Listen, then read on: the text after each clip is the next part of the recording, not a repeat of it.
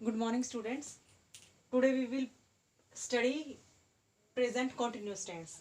बेटे present indefinite tense हम complete कर चुके हैं, ठीक है। अब हम स्टार्ट करते हैं प्रेजेंट कॉन्टिन्यूस टेंस, ठीक है। ये हमारा नेक्स्ट टेंस है। तो क्या करेंगे, देखो, एफर्मेटिव सेंटेंस।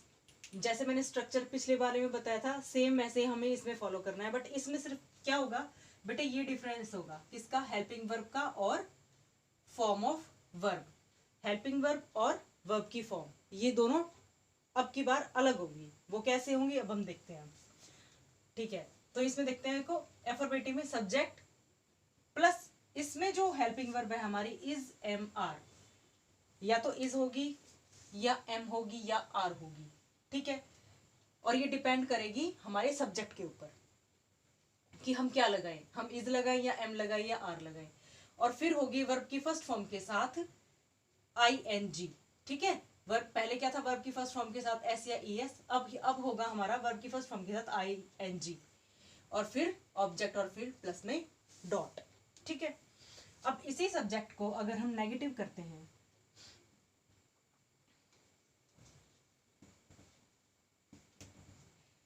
इसी सेंटेक्स को अगर हम नेगेटिव फॉर्म में लिखेंगे तो क्या लिखेंगे, subject plus helping verb is am are plus not add हो जाएगा, और प्लस वर्ब की फर्स्ट फॉर्म के साथ आई एन जी प्लस में ऑब्जेक्ट और प्लस में डॉट, ठीक है।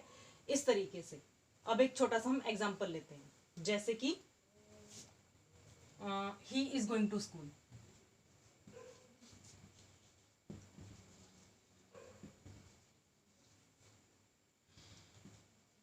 टू स्कूल,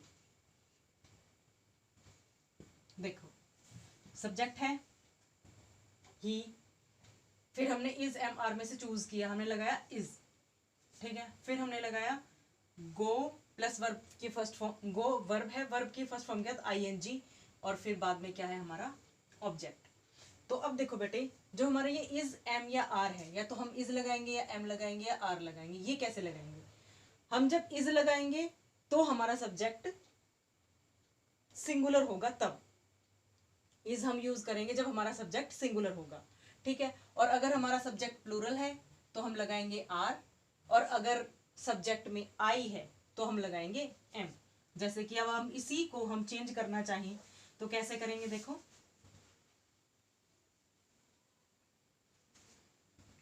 आई और फिर आई के according helping verb am, A M, ठीक है।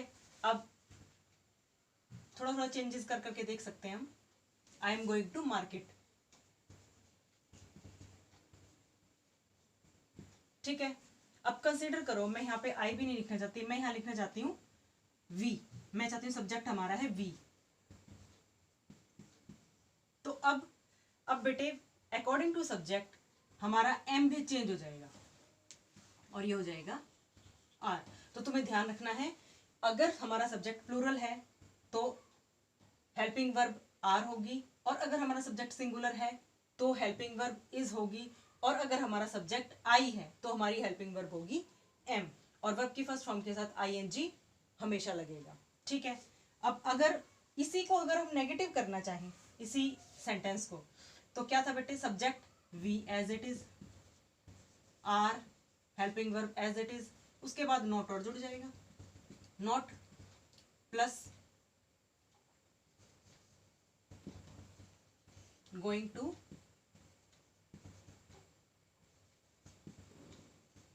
मार्केट, ठीक है। ये हो गया हमारा नेगेटिव सेंटेंस का एक्सप्लेनेशन, ठीक है।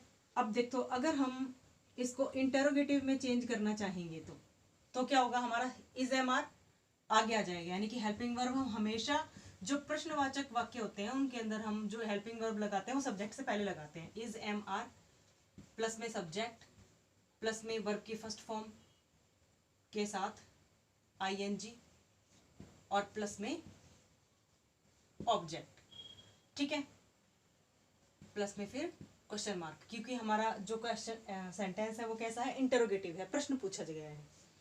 ठीक है, अब देखो इसको चेंज करके देखो, वी को अगर हम चेंज करें तो हेल्पिंग वर्ब आगे आ जाएगी, are plus subject we not going to market. ठीक है, और इससे नेक्स्ट कौन सा है, इंटरोगेटिव एंड नेगेटिव सेंटेंस। वो कैसा है, वो कैसे होता है बेटे, ध्यान से समझना है।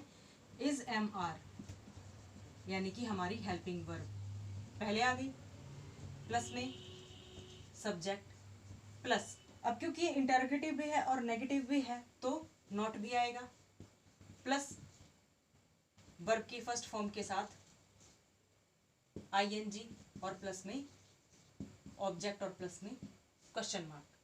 ठीक है, तो बेटे इस तरीके से करना है। अब इसको चेंज करके देखो, यही है आर वी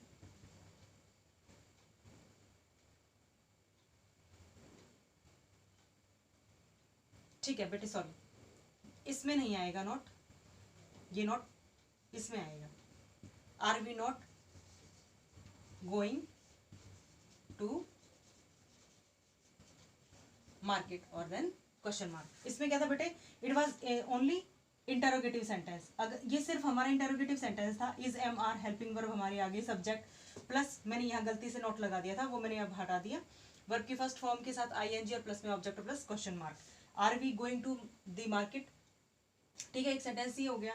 अब ये जो नॉट है ये आएगा बेटे इंटरोगेटिव और नेगेटिव दोनों में। जब इंटरोगेटिव और नेगेटिव दोनों होगा ना हमारा सब्जेक्ट सेंटेंस, कहने का मतलब है एक सेंटेंस ऐसा जो प्रश्न भी पूछा जा रहा है और उसमें नहीं की भी सेंस है, तो हम करेंगे नॉट इसमें। ठीक है, सिंपल नेगेटिव में नॉट आएगा, लेकिन इंटरोगेटिव में केवल हिज हेल्पिंग वर्ब हमारी आगे आ जाएगी, बाकी सब कुछ सेम रहेगा। ठीक है, तो इस तरह के एग्जाम्पल तुम्हें ट्राई करने हैं। अब एक है इसका वर्ब की फर्स्ट फॉर्म के साथ आईएनजी लगाने का 2 से 3 रूल हैं छोटे छोटे। ठीक है, वो हम बेटे नेक्स्ट वीडियो में डिस्कस करेंगे, फिर उसके बाद इसकी प्रैक्टिस करेंगे। ठीक है, तो तुम्हें बहुत ध्यान से करना है, ये छोटा सा वीडियो है, छोटा सा सेंटेंस है और ये सबसे आसान है। ठीक है, चलो आज के लिए इतना, थैंक यू वेरी मच।